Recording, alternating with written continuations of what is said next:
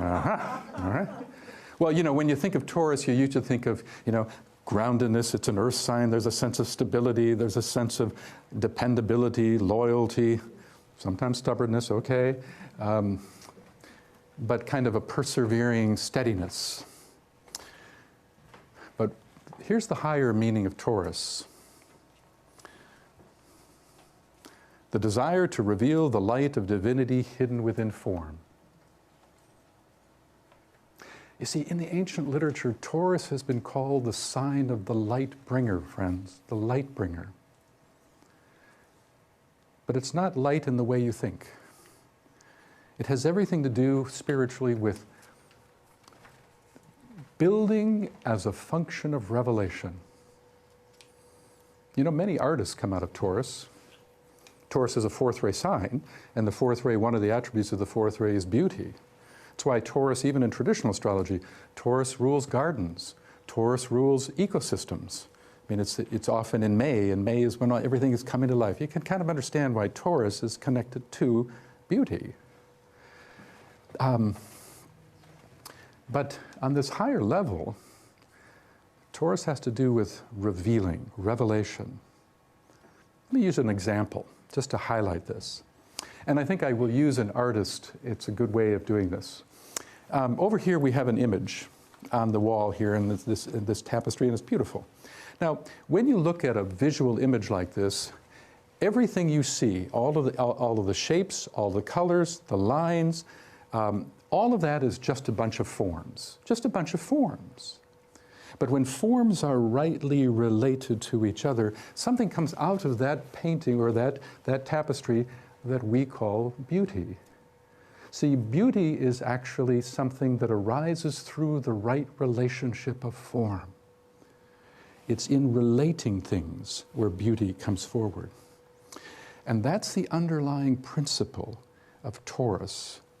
It has to do with construction to reveal. Now, eventually, the Taurian artist, if they are artists, the Taurian artist, discovers something really amazing. They discover that the painting they just created, that painting is actually not creating the beauty. Instead, they realize that the beauty pre-exists the painting, and that the assembly of form is actually just to reveal that which already is. It's already there. It's intuited. And it's not just artists. I'll give you an example. A good friend of mine, he lives in, he's very Taurian, clearly on the path. He's a double Taurian, actually. And he doesn't have an artistic bone in his body.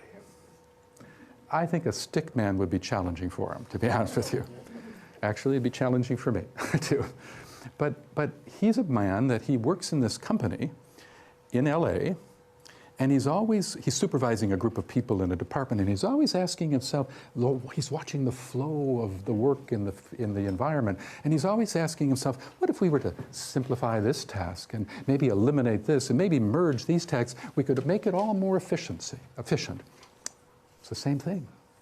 Because when we talk about Taurus and the assembly of form, don't confine your thinking to just physical form. How you do something is a form.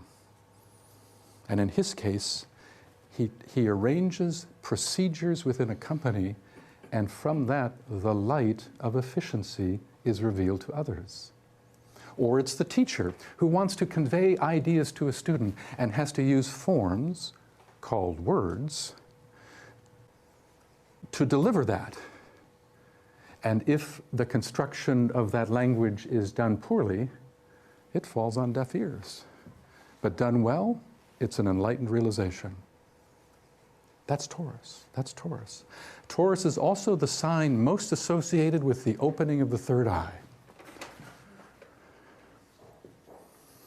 You've heard the expression, hitting the bull's eye, have you not? We think that's an archery term, but it's actually much older. It's a reference to the bull in the sky. If you look at the old paintings of the bull in the Middle Ages, it was always a single eye, either a single eye or a profile, but there's this long history of the eye of the bull, the eye of vision, the eye of God. Taurus is really about a deeper way of looking. In fact, the mantra for it addresses this very thing. Let's take a look. The soul says this, I see, and when the eye is opened, all is illumined. Here, I see. Okay? You folks following me okay? You tracking all of this? Yes. Okay?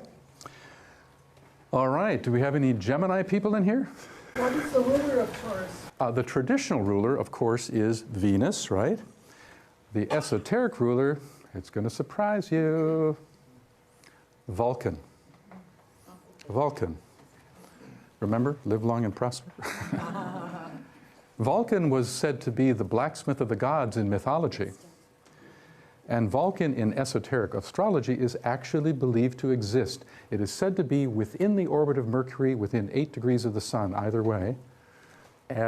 But in etheric substance, it hasn't made the dense physical level yet. And Vulcan would take in mythology, Vulcan would take raw matter and with power and fire and strength, shape it into something luminous and useful. Form that reveals. Same idea. Okay?